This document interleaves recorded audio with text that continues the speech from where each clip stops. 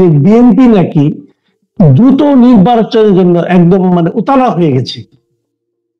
তো আসলে এই ধরনের বিএনপির মধ্যে এই ধরনের প্রবণতা আপনি নিজেও খেয়াল করছেন কিনা, যদি করে থাকেন তাহলে কেন আপনারা উতালা হয়ে যাচ্ছেন? তারা কথা বলছে, সেই সংস্কৃতি আপনারা অপেক্ষা করতে পারছেন না কেন? জি মাসুদ ভাই, আপনাকে অনেক ধন্যবাদ আমাকে আপনার চ্যানেলে আমন্ত্রণ জানানোর জন্য। রাজনৈতিক দলের কাজটা কি? একটা রাজনৈতিক দলের কাজ হচ্ছে দেশের রাজনৈতিক শাসন প্রতিষ্ঠা করা, এবং এই রাজনৈতিক শাসন প্রতিষ্ঠা করার জন্যই তো আমরা বছরের পর বছর আমরা সংগ্রামে লিপ্ত থাকি, সরকার পরিচালনায় অংশগ্রহণ করি, এই তো।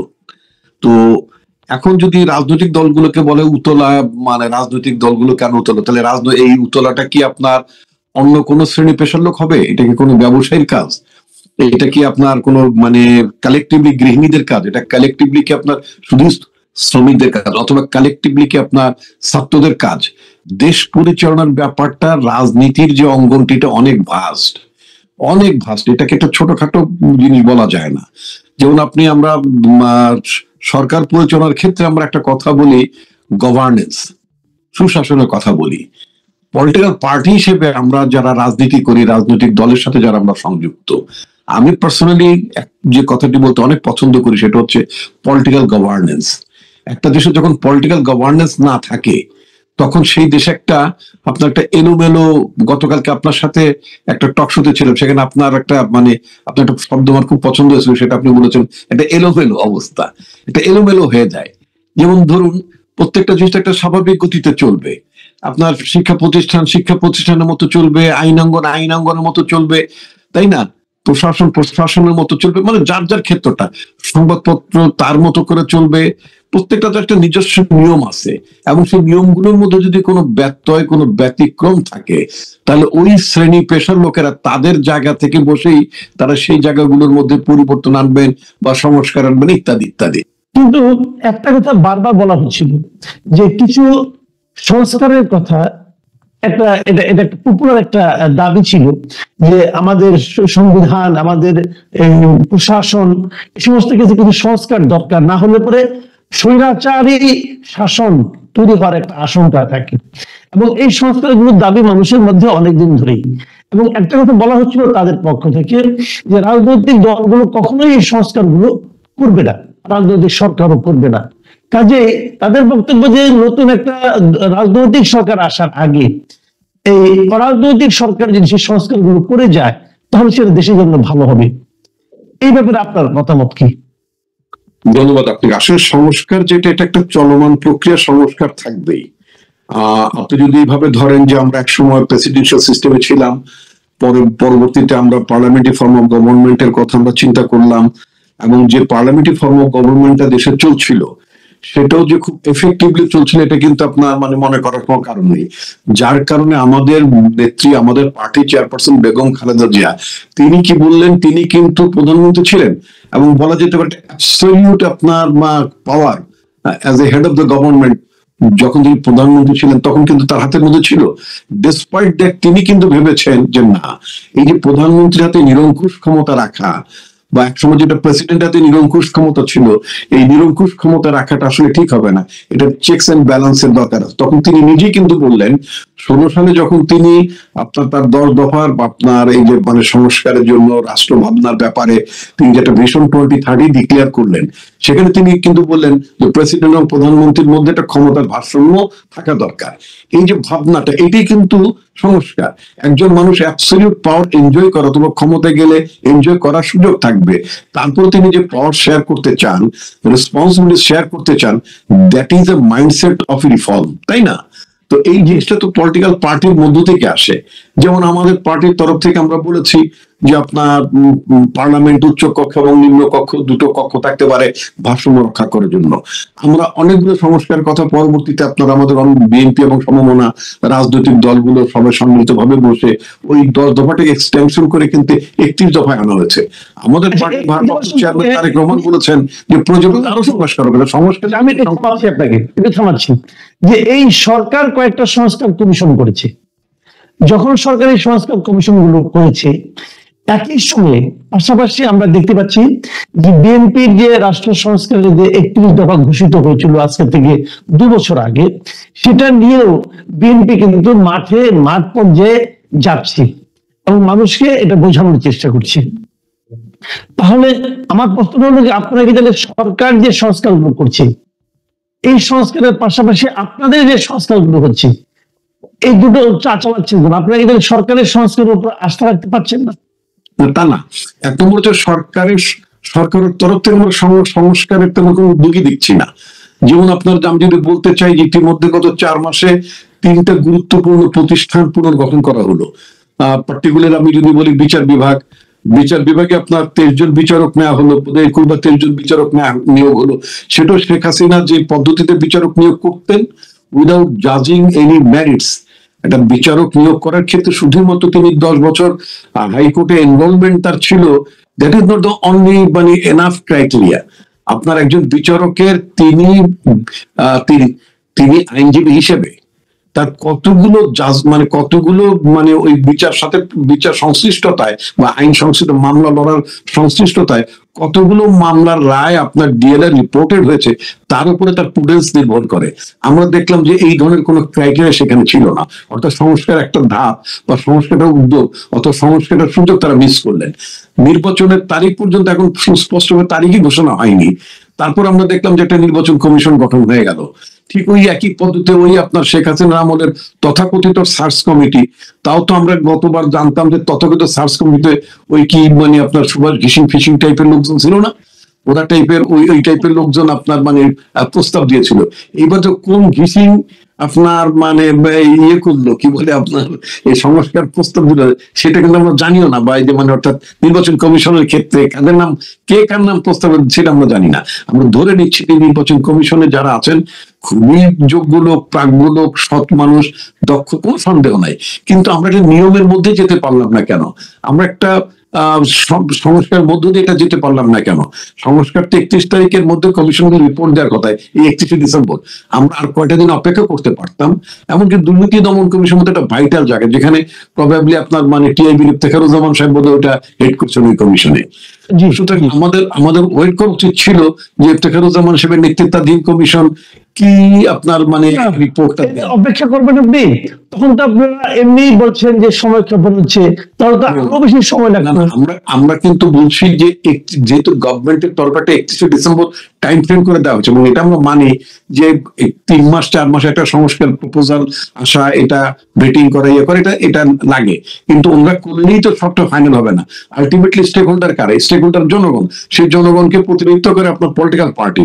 আপনি যে সংস্কারের ভাবনাগুলো প্রস্তাবগুলো দিলেন, আমি ধরে নিচ্ছি প্রেসিডেন্টকে যে অর্ডিন্যান্স জারি করাবেন, প্রেসিডেন্ট অর্ডিন্যান্স জারি করার পর এটা আইনে পরিণত করতে হবে না? তখন তো এটা পার্লামেন্টে যেতে হবে। তাহলে পার্লামেন্টে যাবে কারা? পলিটিক্যাল পার্টি, পলিটিশিয়ানসরা। তো তাদের সাথে তো আপনাদের একটা ঐক্যমত হইতে হবে, একটা সিনক্রোনাইজেশন থাকতে হবে। আপনি উইদাউট হ্যাভিং এনি সিনক্রোনাইজেশন আপনি সংস্কার করলেন, ফাইনালি গিয়ে সেটা আপনার পলিটিক্যাল পার্টির সাথে আপনার খাপ খেলো না, তারা মনে করলেন যে এটা খুব বাস্তবসম্মত নয়, তো এবং অথবা যাদেরকে নিয়োগ করা হয়েছে সেই লোকগুলো সম্পর্কে যথেষ্ট প্রশ্ন আছে, তো পলিটিক্যাল পার্টি ডিসএগ্রিমেন্ট করতে পারে। আলোচনা হওয়া উচিত ছিল। জি, আমি এখন আপনাকে শেষ প্রশ্ন যেটা করতে যাচ্ছি সেটা হলো যে আমরা রিসেন্টলি দেখলাম যে একটা টেলিভিশন টক শোতে যে এই আন্দোলনের দাবিদার হিসেবে যারা পরিচিত, নাগরিক আন্দোলন অথবা বৈষম্যবিরোধী ছাত্র আন্দোলন, তাদের মধ্যে যেন একটা প্রবণতা যে তারা পলিটিক্যাল পার্টিগুলোকে একেবারে গুরুত্ব দিয়ে চাচ্ছে না, এই আন্দোলনের পেছনে যে পলিটিক্যাল পার্টিগুলির ভূমিকা আদৌ আছে এটাও যেন তারা মানতে চাচ্ছে না।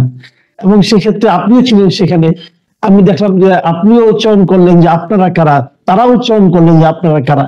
এই আপনারা কারা, তার মানে কি আপনারা কি এই এখন কি এক ধরনের বিরোধী লিপ্ত হয়ে গেলেন এদের সঙ্গে? আসলে বিষয়টা কি যে আপনারা কারা যে প্রশ্নটা আসছে এটা একটা প্রসঙ্গ করেছেন অন্য জায়গায়। আপনি নিশ্চয়ই খেয়াল করেছেন যে আপনার এই যে নাগরিক কমিটি, যে বৈষম্য ছাত্রদের থেকে যারা সিনিয়র তারা জাতীয় নাগরিক কমিটি নামে একটা কমিটি গঠন করেছেন, যদিও তারা নিজেদেরকে রাজনৈতিক দল ভাবছেন না, বলছেন এটা নাকি তাদের একটা রাজনৈতিক উদ্যোগ হতেই পারে, তারা যেভাবে করতে চান, এবং নতুন রাজনৈতিক দলকে আমার দল, আমি ব্যক্তিগতভাবে ওয়েলকাম করি। তখন এই জাতীয় নাগরিক কমিটির তরফ থেকে তারা বোধহয় একটা সভা করেছিল। তো সেই সভাতে তারা আওয়ামী লীগের পতিত স্বৈরাচারের যে সমস্ত আপনার কমিশনার, কাউন্সিলর যারা ছিল, এইদেরকে নিয়ে তারা একটা সমাবেশ করেছেন। তো তখন ওই অনুষ্ঠানে আপনার অ্যাঙ্কর যিনি সঞ্চালক, তিনি প্রশ্ন তুলেছেন যে আপনারা যে মানে পতিত স্বৈরাচারের লোকজনকে নিয়ে কেন আপনারা সমাবেশ করলেন, অথবা এই সমাবেশটা নিয়ে অনেক বিতর্ক আছে। তখন ওই উত্তরের নাগরিক কমিটির যিনি মানে নেতা, তিনি উত্তরে বললেন যে সব স্বৈরাচার, সবাই তো সেই মাপে স্বৈরাচার না, কেউ মানে মানে সব স্বৈরাচারের মানে gradation, A grade, B grade, C grade, D grade, এরকম ব্যাপার। বিষয়টা মনে হচ্ছে ওনার কথাবার্তা আমার এরকমই মনে হলো যে তারা তো মানে আপনার স্বৈরাচারের ভূমিকা নামে নাই, তারা অস্ত্র ধরে নাই, জনগণের মধ্যে মানে জনগণের বিরুদ্ধে অবস্থান নেয় নাই। তখন আমি প্রশ্ন তুললাম যে আওয়ামী লীগের আমলে যে নির্বাচনগুলো হয়েছে, সেই নির্বাচনগুলো তো ফ্রি ছিল না, ফেয়ার ছিল না। সেই নির্বাচনগুলো তো সবই প্রহসনের পাতানো নির্বাচন ছিল, এবং আওয়ামী লীগের সরকারের অনুমোদনের বাইরে কোন ব্যক্তির পক্ষে কি নির্বাচিত হয়ে আসার কোন সুযোগ ছিল? এ শুধু লোকাল গভর্নমেন্টে পাড়ার মাস্তান ঠাস্তান ইত্যাদিতে, এখানে অন্য কোন ভদ্রলোকের পক্ষে, কোন সুশীল মানুষের পক্ষে আপনার কাউন্সিলর হয়ে আসা এটা আদৌ সম্ভব ছিল? তখন বললেন যে আমরা তো স্বতন্ত্র। স্বতন্ত্র মানে হচ্ছে যে আওয়ামী লীগের যে 18 সালের 2024 সালের দামি স্বতন্ত্র, ওইগুলো তো স্বতন্ত্র ছিল। তো সুতরাং মানে যারা নৌকা মার্কায় কাউন্সিলর পদে বা মেয়র পদে যারা নমিনেশন পান, আওয়ামী লীগের মানেরাই আপনার এসে আপনার ওই ইয়ে করেছে, কি বলে, স্বতন্ত্র নাম দিয়ে ধরেন আপনার তাল গাছ ঠেলা গাড়ি মার্কায় তারা হয়তো দাঁড়িয়েছে, কথার কথা। এগুলোকে উই ডোন্ট ট্রিট অ্যাজ স্বতন্ত্র, তাদেরকে আমরা ইন্ডিপেন্ডেন্ট হিসেবে মনে করি না। এগুলো আওয়ামী লীগেরই আরেকটা অংশ। ওরা আবার সেটা মানে এখন নাগরিক কমিটি অর্থাৎ বৈষম্যের যে নেতা যারা ছিলেন সাবেক, এরা আবার সেটা মানতে রাজি না। তারা বললেন যে না, এরা জনগণের পক্ষে অংশগ্রহণ করেছে, আন্দোলনে সহযোগিতা করেছে। তখন আমি প্রশ্ন ছিলাম যে আপনারা কারা? এই যে ভাগ করা, কে ভালো কে মন্দ সার্টিফিকেট দেয়ার, আপনারা কারা? আমি কি বলতে পারি যে মানে 5,500 ধরেন লোকাল গভর্নমেন্টের মানে আপনার সিটি কর্পোরেশন বা পৌরসভার কাউন্সিলর ছিল অ্যারাউন্ড 5,500, এই 5,500 মধ্যে 1,500 লোক আপনার ইয়ে করে নাই, কি বলে, আন্দোলনে জনগণের বিরুদ্ধে অবস্থান নেয় বাইরে। এই যে গত 36 দিনের আন্দোলনে কতজন মানুষ মারা গেছে, কতজন মানুষ অঙ্গ হানিয়েছে, তারই তো তালিকা এখন পর্যন্ত তৈরি করতে পারেন নাই। আর আওয়ামী লীগের তালিকা তৈরি করে ফেললেন, স্বৈরাচারের মধ্যে লোকের তালিকা তৈরি করে ফেলতে পারলেন। আপনার কাজটা কি? আপনার কাজটা তো যারা জীবন দিয়েছেন। আমরা একবার পত্রিকায় দেখলাম যে 1,500 মানুষ আপনার মানে প্রাণ দিয়েছে, তাই তো দেখলাম। এখন সেদিন দেখলাম 885 জন, তালিকাটা আবার অর্ধেক কমে গেল। কথাটা খেয়াল করবেন, প্রথম শুনলাম যে 1.5 সহস্রাধিক মানুষ জীবন দান করেছেন, এখন বলছেন 885 জন। আমরা শুনলাম যে প্রায় 20,000-এর মতো মানুষ মানে তাদের মানে অঙ্গহানি হয়েছে, কারো 2 চোখ গিয়েছে ইত্যাদি। আমি নিজেই তো আপনার চক্ষু হাসপাতালে প্রায় 41 জন আপনার যাদের 1 চোখ গিয়েছে, 2 চোখ গেছে, এই ধরনের মানুষের সাথে দেখা নিজেই করেছি, তাই না? এখন কথা হচ্ছে কি, আপনি সঠিক তালিকাটা এখন পর্যন্ত তৈরি করতে পারলেন না, তাদের চিকিৎসার ব্যবস্থাটা করতে পারলেন না, তাদেরকে পুনর্বাসন করতে পারছেন না, তাদেরকে এটার জন্য আন্দোলন করতে হয়, তাদের এটার জন্য প্রতিবাদ করতে হয়, ক্ষোভ প্রকাশ করতে হয়। অথচ আপনি ব্যস্ত আছেন, আপনারা ব্যস্ত আছেন মানে সমস্ত আন্দোলনের ক্রেডিটের দাবিদার হয়ে গেছেন আপনারা এখন ব্যস্ত আছেন আওয়ামী লীগের মধ্য থেকে কারা কারা ফেরেস্তা, কারা কারা ভালো, কারা কারা আপনার আছে। কেন এই কাজ কি আপনার জরুরি না? আগে বা আপনার মানে যারা জীবন দান করেছেন তাদেরকে পুনর্বাসন করার ব্যাপারটা জরুরি, সেই ব্যাপারে সরকারকে সহযোগিতা করা আপনার জরুরি। আপনারা যদি মুখ্য ভূমিকা পালন করে থাকেন, আপনাদের হাতে তালিকা নাই কেন? যদি আপনারা যদি থেকে থাকেন, আপনার হাতে তালিকা নেই। এই যে আমরা যারা এই দেশের জনগণ আপামর, এই যে শিশুগুলো মারা গেল, 134 জনের মতো শিশু মারা গেছে, তারা কি কোনো ইউনিভার্সিটি কলেজে পড়তো? তারা কি কোনো ছাত্রদল বা কোনো বৈষম্য করতো? এই শিশুগুলো মারা গেল কেন? ওই শিশুর মায়েরা মারা গেল কেন? শ্রমিকরা মারা গেল কেন? যাত্রাবাড়িতে মাদ্রাসা স্টুডেন্টরা মারা গেল কেন? সারা দেশের মানুষ, ইট ওয়াজ দ্য পিপল, জনগণ, সকল জনগণের ঐক্যবদ্ধ জাগরণের মধ্য দিয়ে স্বৈরাচারের পতন ঘটেছে।